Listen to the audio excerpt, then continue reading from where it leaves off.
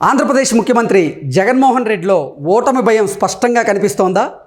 అందుకే దుష్టచతుష్టయం పేరుతో మీరే నన్ను రక్షించాలి అంటూ ఆంధ్రప్రదేశ్ ప్రజలను జగన్మోహన్ రెడ్డి వేడుకుంటున్నాడా అంటే అవుననే సమాధానం ఇస్తున్నారు కొంతమంది రాజకీయ విశ్లేషకులు. ఇక ఇదే అంశానికి సంబంధించి మనతో మాట్లాడేందుకు ప్రముఖ రాజకీయ విశ్లేషకులు కృష్ణకుమారి గారు మనతో ఉన్నారు. మేడంతో మాట్లాడదాం. మేడం నమస్తే. నమస్తే మేడం, జగన్మోహన్ రెడ్డిలో ఓటమి భయం స్పష్టంగా కనిపిస్తోందా? అందుకే ఏ సభకి వెళ్ళినా కానీ ఆయన దుష్టచతుష్టయం అనేటువంటి ఒక స్లోగన్తో ఆయన ఒక్కడే ఉన్నట్లు, ఆయన ఒంటరి అయిపోయినట్లు, సింపతి గెయిన్ చేసేందుకు నేను ఒక్కడనే ఉన్నాను, మీరే నన్ను రక్షించాలి అంటూ ఆంధ్రప్రదేశ్ ప్రజలను వేడుకుంటున్నాడా అంటే ఏం చెప్తారు మేడం? ఆయన ఎన్నికలు వచ్చిన ప్రతిసారి లేదు ఒక కీలకమైన సమయాల్లో ఒక స్ట్రాటజీ ఫాలో అవుతూ ఉంటాడు. ఇంతకు ముందంతా కూడా తండ్రి లేని బిడ్డ, రాజన్న బిడ్డ మీ ముందుకు వచ్చారు, మీరేం చేసుకుంటారో మీరే చేసుకోండి అని తలిచా చెప్పించాడు. గుర్తుండే ఉంటుంది. అవును, సభల్లో మీ చేతుల్లో పెడుతున్నాను బిడ్డని, మీరే ఏం చేస్తారో చేసుకోండి అని. అంటే ఒక రకమైన జాలి కథలు, మనుషుల్లో ఎక్కడో ఉండే కొన్ని సున్నితమైన విషయాలు ఉంటాయి, ఆ సున్నితమైన అంశాలు ఉంటాయి. వాటి దగ్గరికి వెళ్ళి వాటిని నిద్రలేపి దాన్ని కనెక్ట్ చేయాలని చూడటం, అవన్నీ చేసుకుంటూ వచ్చారు. సరే, రాజకీయాల్లో ప్రచారాస్త్రాల్లో రకరకాలమైన విషయాల్ని ఎన్నుకుంటారు. ఇది ఎన్నికల విషయాలకు సంబంధించి అందులో భాగం. అవును. కానీ మామూలుగా అయితే ఎన్నికల్లో ఏం చెప్పుకుంటారంటే ఎవరైనా నేను మీకు ఇచ్చేస్తాను, పాత వాళ్ళు ఇది చేయలేదు, నేను ఇచ్చేస్తాను, నన్ను ఎన్నుకోండి అని చెప్తారు. మామూలుగా జరిగేది అది. అవును.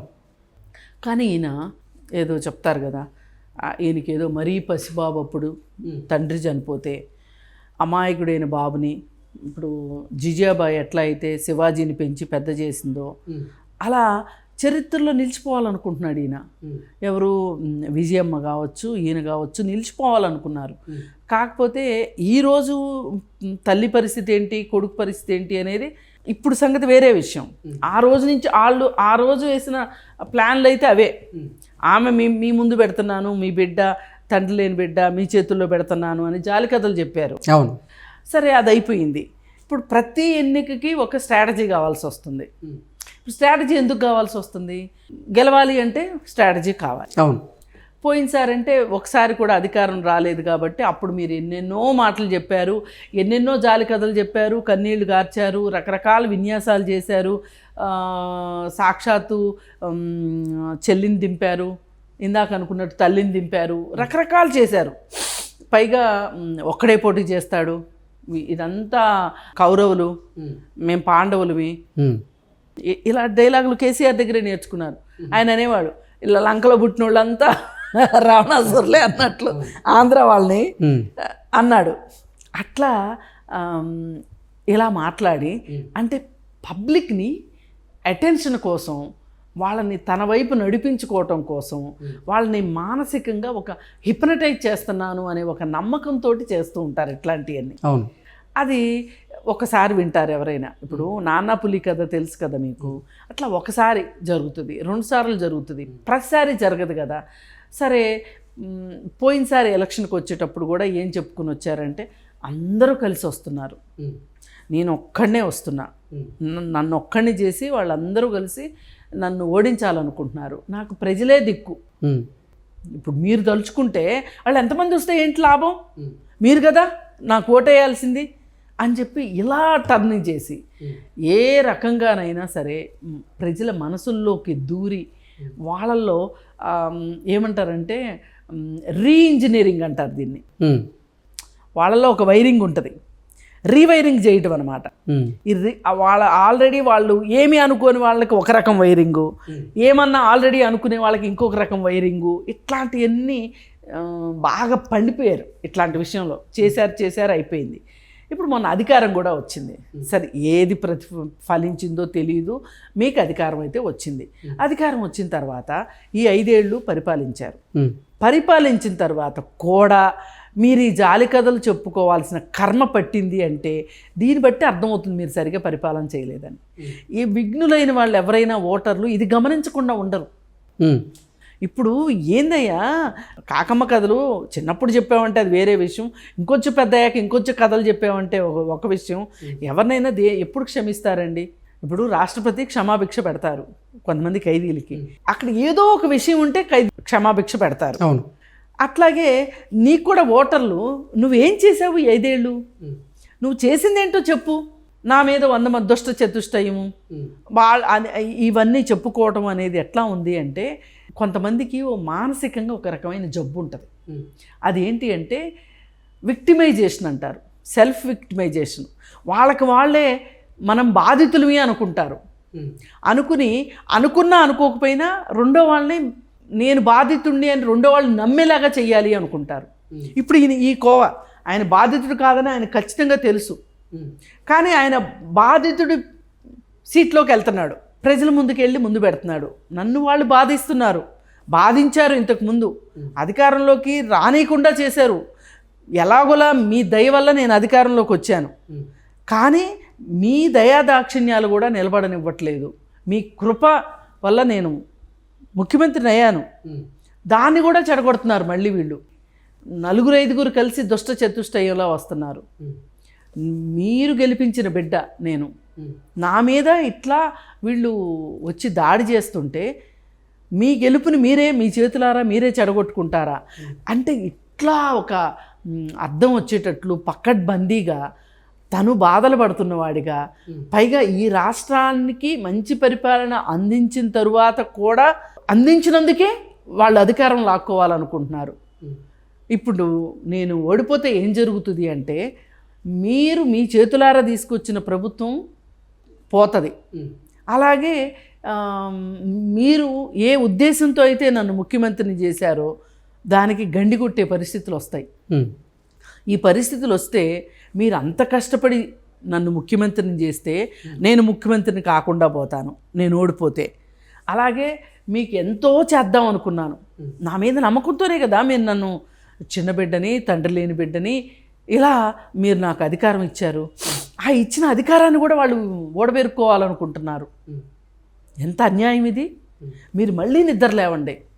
అంటే రానున్న ఎన్నికల్లో సింపతితో గెలిచే ప్రయత్నం చేస్తున్నాడా? అందులో భాగంగానే దుష్ట చతుష్టయం అనే పదాన్ని జనాల్లోకి బలంగా తీసుకెళ్లే ఉద్దేశం అది. పైగా మీరు ఒక 4-5 రోజుల క్రితం ఇంకొక విషయం కూడా వాళ్ళ పేపర్లో రాసుకున్నారు. ఏంటి అంటే అక్క చెల్లెళ్ళు ఇద్దరూ కలిసి అన్నని ఓడించాలని బయలుదేరారు అని. వీళ్ళెంత నీచులు కాకపోతే సొంత అన్నని ఓడించాలని వస్తారా వీళ్ళిద్దరూ? నేను ఏమన్యాయం చేశాను వాళ్ళకి? వాళ్ళ నాన్నని నేను చంపానని ఏమన్నా ఉందా ఎక్కడన్నా? నా పాత్ర ఉందా? ఎవరో అవినాష్ రెడ్డి చేశాడు, వాడు మా పార్టీ వాడు అయినంత మాత్రాన నేను జయిస్తే చేశాడా? నేనేం చేస్తాను దానికి అని నా మీద అనవసరమైన నిందారోపణలు చేసి నెపమేసి నన్ను ఓడించాలని వస్తుంది. అలాగే వైఎస్ షర్మిల కూడా. అసలు వీళ్ళిద్దరిని ఎవరు పంపిస్తున్నారు అనుకుంటున్నారు? మన ప్రత్యర్థులు పంపిస్తున్నారు. ఈయన ప్రజల ముందు నా ప్రత్యర్థులే మీ ప్రత్యర్థులు అని చెప్పాలని నమ్మించాలని చూస్తున్నాడు వాళ్ళని. ఓకే, ఇప్పుడు వాళ్ళు ప్రత్యర్థులు అని ఫీల్ అయితేనే కదా చంద్రబాబు నాయుడు ఓటైకోకుండా ఈయనకు ఓటేస్తారు. అలా నరుక్కుంటా వస్తున్నాడు అనమాట. అంటే ఒక జాలి కథ, ఇదొక జాలి కథ. 2 చెల్లెళ్ళు అన్నను మోసం చేస్తున్నారు అనే జాలి కథ. అంతకుముందు చెల్లెల చేత ఏం నాటకం ఆడిచ్చాడు? నన్ను ట్రోల్ చేస్తున్నారు తెలుగుదేశం వాళ్ళు, వాళ్ళని శిక్షించండి, కానీ ఈ రాష్ట్రం పోలీసుల మీద నాకు నమ్మకం లేదు అని చెప్పి హైదరాబాద్ వచ్చి కేసు పెట్టేటట్లు చేశాడు. చేస్తే అయ్యో మన జగనన్న ఆడపడుచుకి ఇట్లా జరిగిందా, జగనన్న ఆడపడుచుకే జరిగితే ఇంకా మనకి ఇంకెంత జరుగుద్దో అని ప్రజలు దానిలోకి వెళ్ళిపోయారు.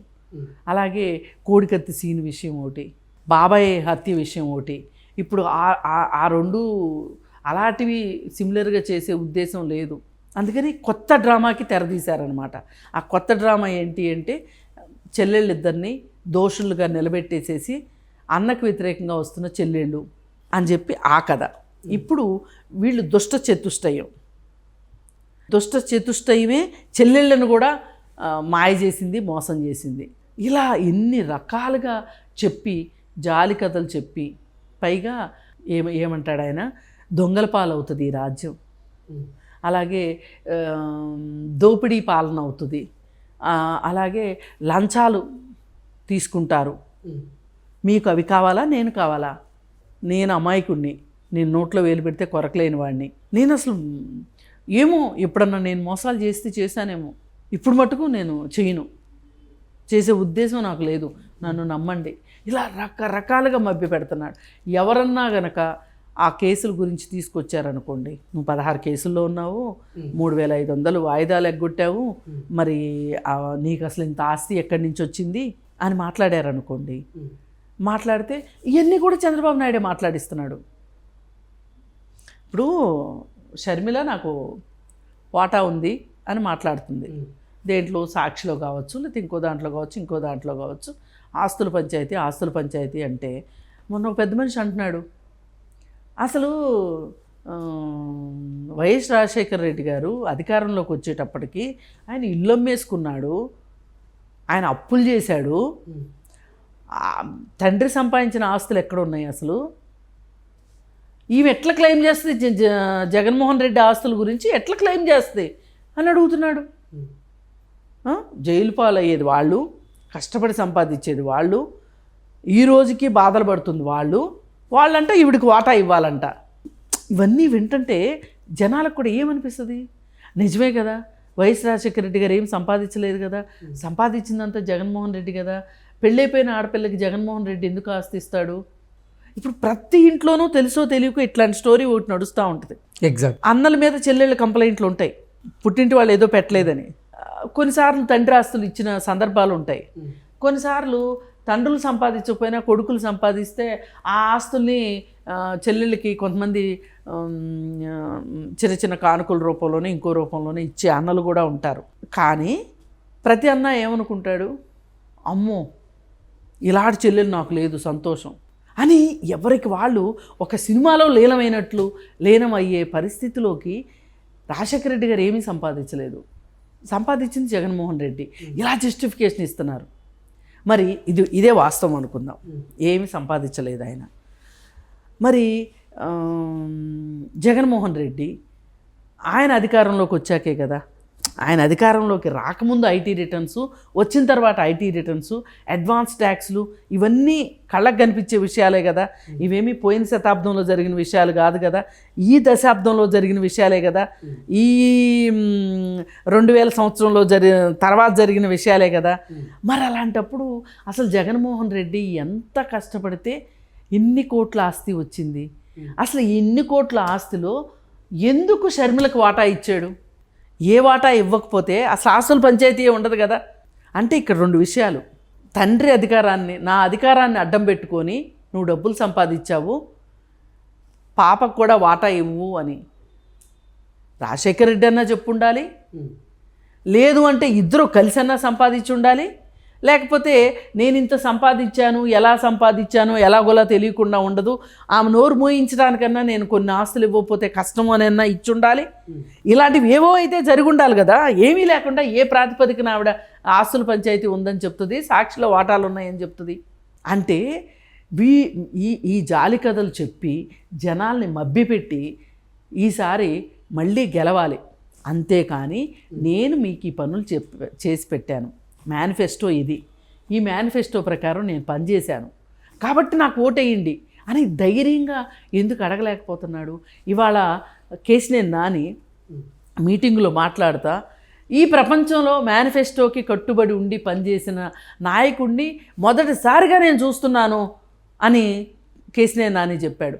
ఈ మాట జగన్మోహన్ రెడ్డి ఎందుకు చెప్పలేకపోతున్నాడు? ఇప్పుడు అదే కనుక వాస్తవం అయితే జగన్మోహన్ రెడ్డి కూడా చెప్పాలి కదా, ఎందుకు చెప్పట్లేదు?